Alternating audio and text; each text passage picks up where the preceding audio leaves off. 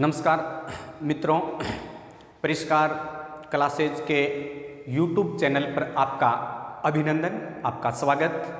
तो मैं आज कॉन्स्टिट्यूशन भारत का संविधान पढ़ाने जा रहा हूं और भारत के संविधान में पहला आपका टॉपिक, जितनी भी प्रतियोगिता परीक्षाएं वहाँ से शुभारंभ से ले रहे हैं, तो भारत के संविधान का पहला टॉपिक है भारत का संवैधानिक इतिहास। भारत के संवैधानिक इतिहास से शुरू कर रहा हूँ। तो आपसे ध्यान में रखना है, भारत का संवैधानिक इतिहास दो चरणों में बंट गया था।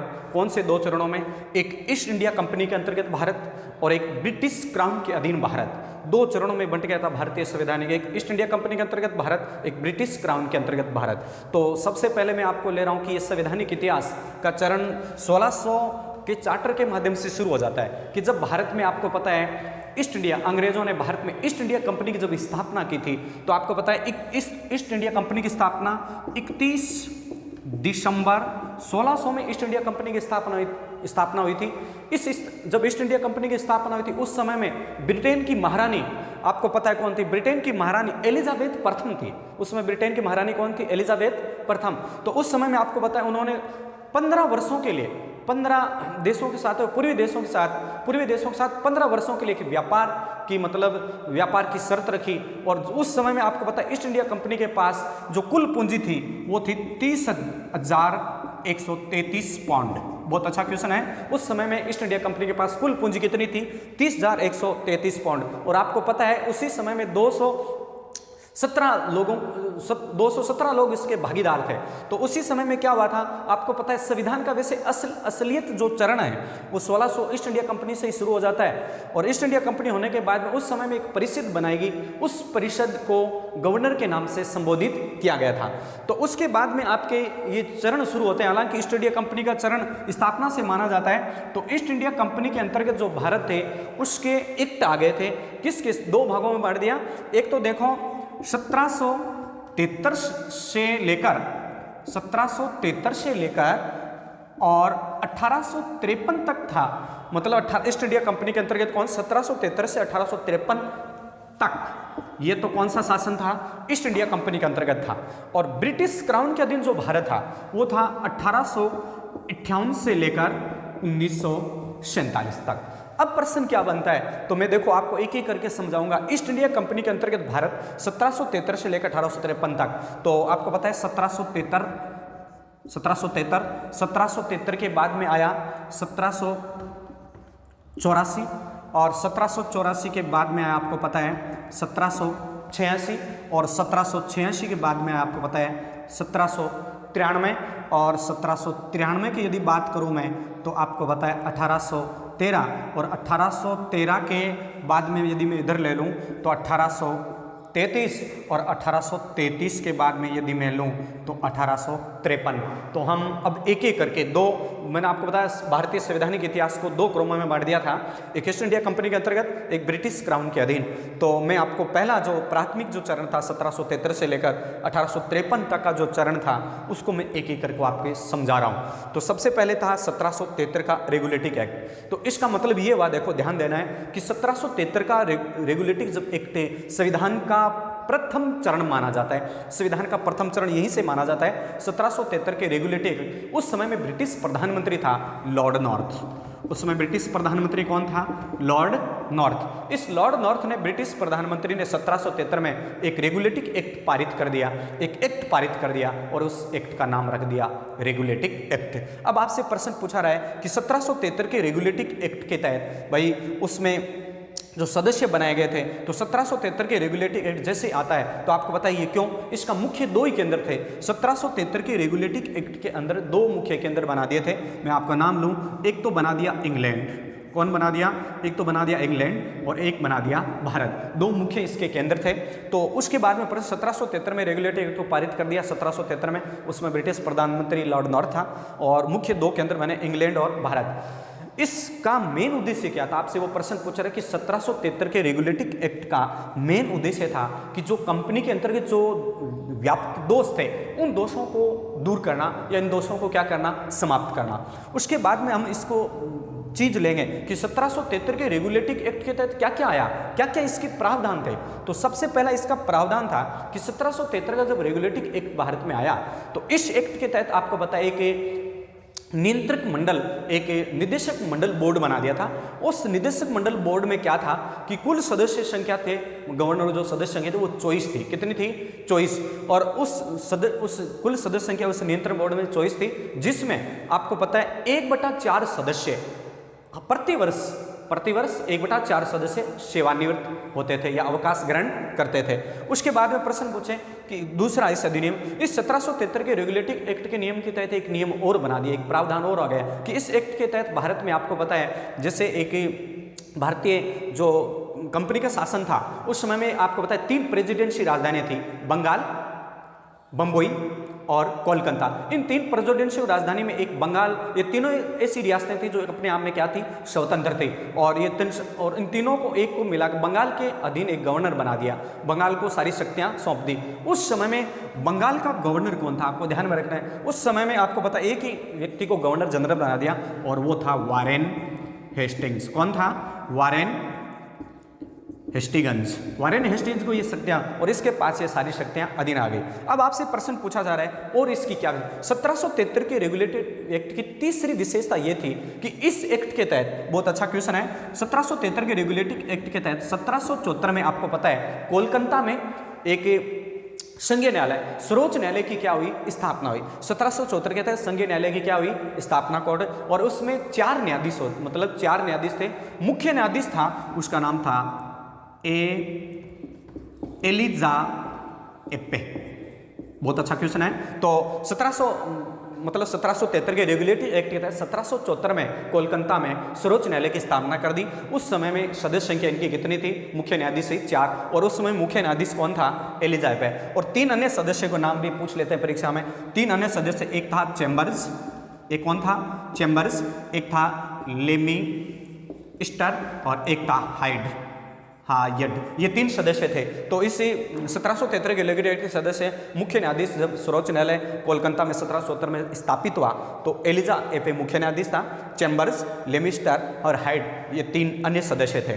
उसके बाद में और पढ़ा, इसी अधिनियम के द्वारा, अगला पूछा पढ़ा, इसी अधिनियम के द्वारा ये नियम बना दिया कि भारत में जितने भी कंपनी के कर्मचारी थे, इन कंपनी के कर्मचारियों को व्यापार करने को प्रतिबंधित कर दिया कि कोई लाइसेंस के बिना व्यापार प्रतिबंधित नहीं करना। जब तक लाइसेंस प्राप्त नहीं होता तब तक वो व्यापार नहीं कर सकते। उसके बाद में इस 1773 के रेगुलेटिंग एक्ट के तहत अगला जो विशेषता थी, उसके बाद में यदि आपको प्रश्न पूछें तो इस एक्ट के तहत ये नियम बना दिया, यह प्रावधान कर दिया कि कोई भी कंपनी के कर्मचारी अपना भेंट नहीं ले सकता, उपहार नहीं ले सकता। तो वो कौन सा एक्ट था? 1773 का रेगुलेटिंग एक्ट। तो सबसे पहले आपका कौन सा चरण हुआ? संवैधानिक। और इसी चरण से संविधान की क्या मानी जाती है? शुरुआत। उसके बाद में दूसरा यदि इसका टॉपिक आता है 1784 का पिट्स इंडिया। इसका नाम क्या था? Pitt's India act. उस समय में आपको होता है ब्रिटेन का प्रधानमंत्री था पिट्स। इस एक्ट को 1784 में पिट्स इंडिया एक्ट के तहत इसको ब्रिटेन के प्रधानमंत्री पिट ने इसको पारित करवा दिया। अब आपसे प्रश्न पूछ रहे कि 1784 के अधिनियम की क्या, तो आपको पता है 1784 का जो अधिनियम आया था, इस अधिनियम के द्वारा क्या कर दिया आपको पता है? इसी अधिनियम के द्वारा भारत में कि ब्रिटिश दस्तावेज, ब्रिटिश सार्वभौमिक भारत का एक पहला संवैधानिक दस्तावेज आया इसी अधिनियम के द्वारा कि भाई 1773 के रेगुलेटरी जो कमियां रह गई थी, इन कमियों को दूर करने के लिए कौन सा एक्ट आया? 1784 का एक्ट क्या आया? अधिनियम आया। अब आपसे प्रश्न और पूछ रहे हैं कि इस अधिनियम की क्या आवश्यकता? आपको पता है इसी अधिनियम के द्वारा आपको पता है एक नियंत्रक मंडल बोर्ड बना दिया। उस नियंत्रण मंडल बोर्ड में या निदेशक मंडल बना दिया, बोर्ड ऑफ कंट्रोल जिसको बोलते हैं। बोर्ड ऑफ कंट्रोल इसी 1784 इंडिया इंग्लैंड ने बोर्ड ऑफ कंट्रोल बना दिया।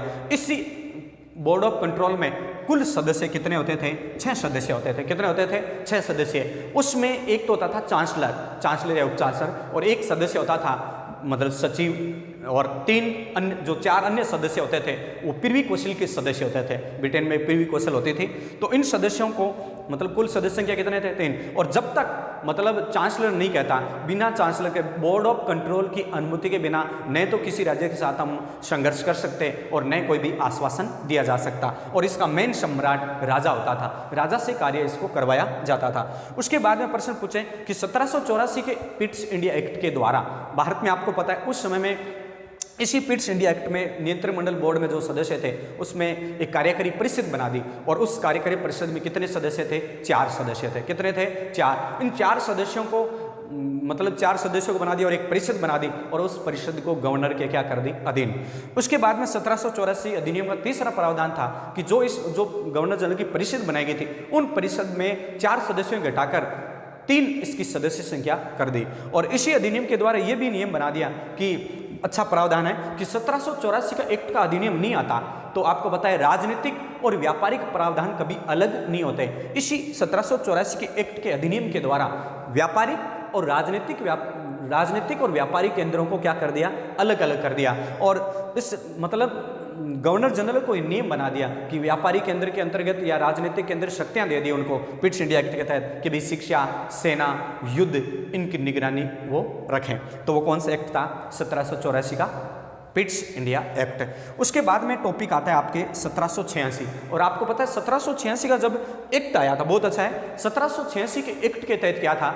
इस एक्ट के तहत जो गवर्नर जनरल को जो शक्तियां दी गई थी, वो राजा महाराजा जो विशेषाधिकार थे, उन विशेषाधिकारों गवर्नर जनरल की शक्तियों को क्या कर दिया? समाप्त कर दिया। और एक विशेष परिस्थिति में उनकी शक्तियों को समाप्त किया जाए और गवर्नर अपनी शक्ति को क्या कर दें? लागू कर दें। तो उस समय में क्या, और उन्होंने ऐसा भी शक्तियां दे दिया कि इतना पावर दे दिया। तो उस समय में आपको पता है 1786 में वो शक्ति लेने वाला कौन था? लॉर्ड कॉर्नवालिस था। कौन था? लॉर्ड कॉर्नवालिस, क्योंकि उस समय में लॉर्ड कॉर्नवालिस का कार्यकाल था। तो एक तो इनकी शक्तियां इनको सौंप दी कि भाई विशेष परिस्थिति में राजा अपनी शक्ति को उन परिषद की शक्तियों को निरस्त कर दें और अपनी जो कौशल होता थे या बोर्ड ऑफ कंट्रोल होती है उस परिषद की सदस्य संख्या को निरस्त कर दें और गवर्नर जनरल अपनी शक्ति को लागू कर दें। तो 1786 में लॉर्ड कॉर्नवालिस के पास वो दोनों शक्तियां क्या हो गई? आ गई। उसके बाद में देखिए, आप ध्यान से सुनिए, 1793 का अधिनियम आया। तो बहुत अच्छा क्वेश्चन है। 1793 का अधिनियम की क्या प्रावधान था कि 1793 के अधिनियम के द्वारा इस जो सदस्य संख्या जो होते थे वो 20 वर्ष कर दी। क्या कर दी? सदस्य संख्या इनकी बढ़ा दी, 20 वर्ष इनका कार्य अवधि बढ़ा दी कि 1793 का अधिनियम दे इनके कार्यकाल कितना बढ़ा दो? 20 वर्ष के लिए बढ़ा दो। उसके बाद में इसी 1793 के अधिनियम के द्वारा कि जो बोर्ड ऑफ कंट्रोल होते थे, उन बोर्ड ऑफ कंट्रोल के सदस्यों को जो वेतन था वो भारत के कोष से दिया जाए, भारत के राजस्व दिया जाए। तो 1793 का अधिनियम के द्वारा जो बोर्ड ऑफ कंट्रोल बनाई गई थी, उन बोर्ड ऑफ कंट्रोल के सदस्यों को जो वेतन था वो वेतन भारत के राजस्व विभाग से उनको वेतन दिया जाए। एक तो प्रावधान ये था। दूसरा ये था कि इस 1793 के अधिनियम के द्वारा क्या हुआ? इस अधिनियम के द्वारा यह हुआ कि इसमें लिखित जो प्रशासन की जो नींव थी, लिखित कानूनों की जो नींव थी, लिखित कानून और प्रशासन की जो नींव थी वो किस अधिनियम के द्वारा रखी गई? 1793 के अधिनियम के द्वारा। तीसरा प्रावधान, इसी 1793 के अधिनियम के द्वारा एक प्रावधान और बना दिया कि भाई न्यायिक कि जो विधि जो कानून, उन कानूनों में न्यायपालिका अपने आप में क्या करेगी? अधिकार, उनको शक्तियां दे दी। और ये कौन सा अधिनियम था? 1793 का अधिनियम था। उसके बाद में ध्यान दीजिए 1813 का अधिनियम आता है। बहुत बढ़िया टॉपिक है 1813 का। तो सबसे पहले आपको पता है कि 1813 का जो चार्टर कहते हैं इसको, 1813 का चार्टर।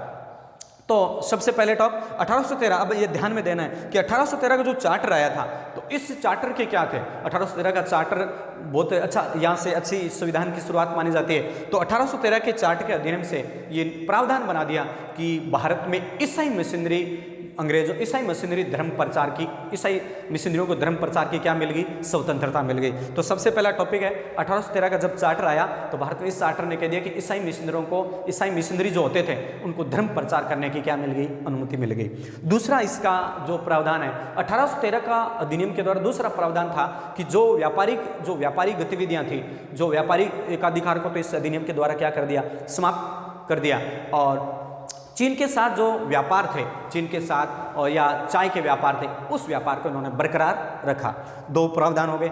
तीसरा प्रावधान, इस 1813 के अधिनियम के द्वारा भारत में भारतीय शिक्षा पर 1 लाख रुपए देने का प्रावधान रख दिया कि भारतीय शिक्षा पर इस अधिनियम ने कह दिया कि भारतीय शिक्षा पर प्रतिवर्ष सालाना 1 लाख रुपए खर्चा दिया जाए या खर्च किया जाए।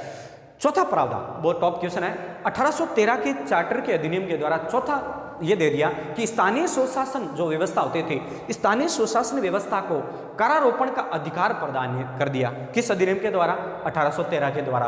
और इस अधिनियम के द्वारा ये भी कर दिया कि जैसे मान लो ब्रिटिश व्यापारी या अंग्रेज जो भी आए और यहाँ पर आकर वो कंट्रोल ऑफ बोर्ड से, मतलब नियंत्रक मंडल से व्यापार करने का क्या लें, लाइसेंस ले, तो वो व्यापार कर सकते हैं, और उसके बिना वो व्यापार नहीं कर सकते थे। फिर और प्रश्न आता है, 1813 के चार्टर के अधिनियम के द्वारा ये भी बना दिया कि इस अधिनियम के द्वारा जो जितने भी अंग्रेज या मिशनरी व्यापारी आते थे उन्हें लाइसेंस के द्वारा उसे व्यापार करने का क्या था, अधिकार था। तो वो कौन सा अधिनियम था? 1813 का चार्टर। उसके बाद में देखिए, आइए आप 1833 का चार्टर, ये भी एक टॉप टॉपिक था। तो यहाँ से प्रश्न बनता है, देखो 1833, तो 1833 के अधिनियम बहुत टॉप क्वेश्चन है। 1833 गवर्नर कौन था, आपको ध्यान में रखना है। उस समय में भारत का governor general lord William Bentinck था। गवर्नर जनरल का विशेष ध्यान रखना है। तो 1833 का जब चार्टर आया था, जैसे 1814 का चार्टर, 1829, 1835 तरह से, तो 1833 के चार्टर के अधिनियम की क्या क्या विशेषताएं थी? तो सबसे पहले ध्यान में रखना है, 1833 के चार्टर के अधिनियम के द्वारा पहला प्रावधान यह था कि इस अधिनियम के द्वारा ये नियम बना दिया कि भारत में 1 लाख जो शिक्षा का प्रतिवर्ष जो खर्च होता था, सालाना जो खर्च दिया जाता था, वो 1 लाख से बढ़ाकर कितना कर दिया? 10 लाख कर दिया, पहला प्रावधान। दूसरा, इसी 1833 के अधिनियम के द्वारा यह बता दिया कि चीन के साथ जो व्यापार थे, या चीन के साथ जो व्यापार, चाय के जो व्यापार थे, उस चीन के साथ व्यापार और चाय के व्यापार को क्या कर दिया? समाप्त कर दिया।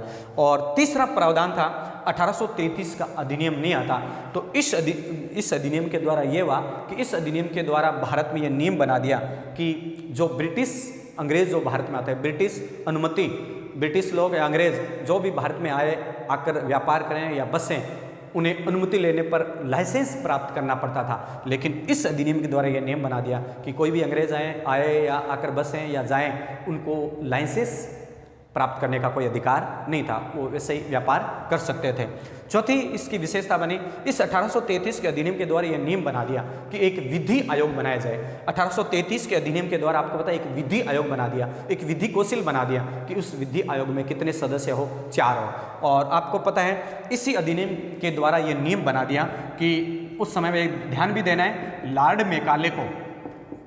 लॉर्ड मेकाले को विधि आयोग का क्या बना दिया था? सदस्य बना दिया था कि इसे विधि, क्यों? इस 1813 के अधिनियम में तो ये था कि 1833 के अधिनियम, 1813 के अधिनियम के द्वारा ये नियम था कि वो बंगाल और बिहार पर मतलब विधि कानून बना सकते थे। लेकिन यहाँ पर ये कानून ले लिया, यहाँ पर ऐसा नियम बना दिया कि 1833 में नियम बना दिया कि संपूर्ण भारत का एक गवर्नर बनाया जाए, कि भाई संपूर्ण भारत का क्या बना दिया जाए।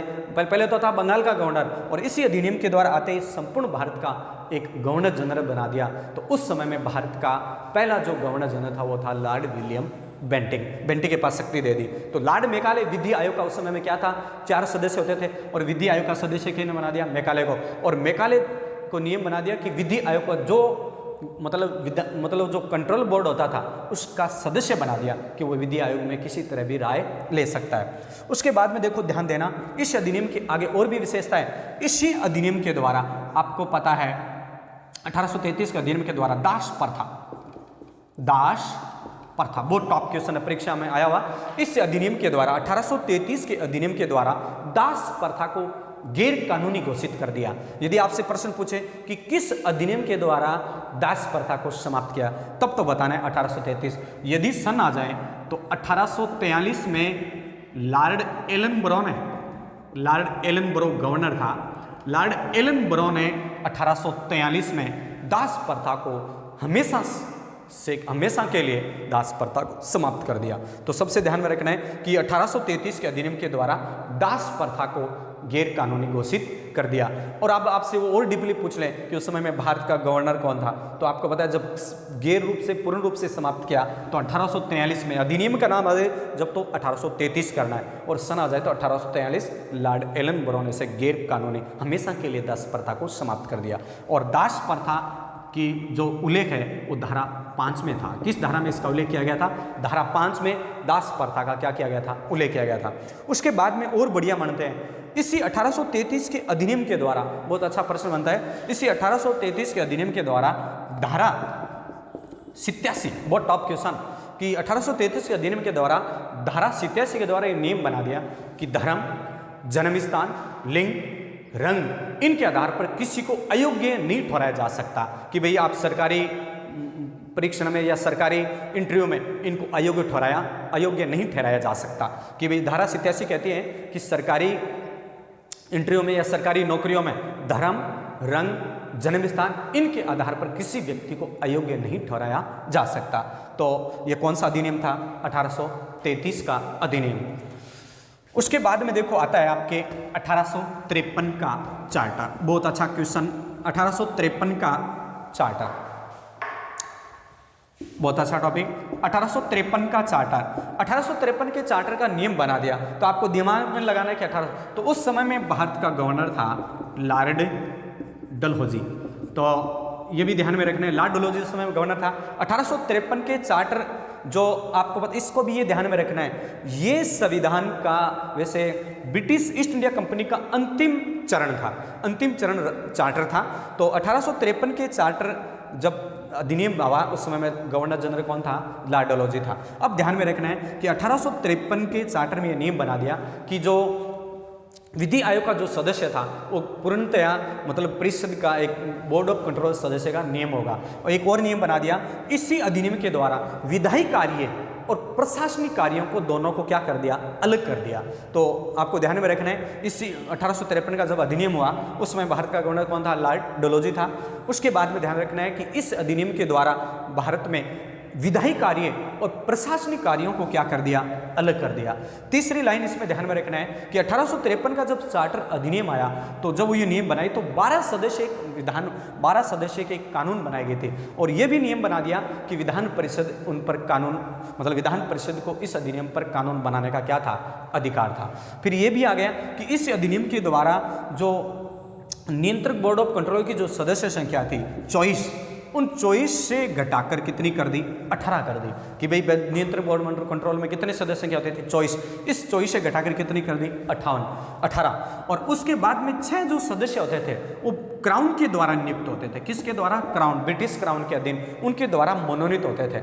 उसके बाद में ये भी है कि इस 1853 के अधिनियम के द्वारा ये भी नियम बना दिया कि भारत में कोई भी व्यक्ति को सीधा मौखिक न करके उसको इंटरव्यू के द्वारा, इसको परीक्षा के द्वारा नामजद किया जाए। तो आपको पता है लिखित परीक्षा, मतलब लिखित परीक्षा करने की लिखित प्रणाली, लिखित प्रश्न मतलब परीक्षा करवाने उन्होंने क्या कर दी? आयोजित। और आपको पता है उसी समय में भारत में नामजद नहीं होकर लिखित परीक्षा, प्रतियोगिता परीक्षाएं होने लगी। और 1853 में आपको पता है उस समय में लंदन में सिविल सेवा की परीक्षा का आगाज हुआ था। और उसी समय में आगे चलकर भारत में पहला जो ICS बना वो था सत्येंद्र नाथ टैगोर। उसके बाद में ये भी ध्यान में रखना है 1853 के चार्टर एक्ट के द्वारा भारत में जितने भी कानून कार्य गतिविधियां होती थी और गवर्नर जनरल को उस विधि आयोग का क्या बना दिया? पूरा सदस्य बना दिया। और वो गवर्नर जनरल उसी विधि आयोग के अनुसार उसका क्या करता था? कार्य करता था। तो ये तो आपका कौन सा टॉपिक हुआ?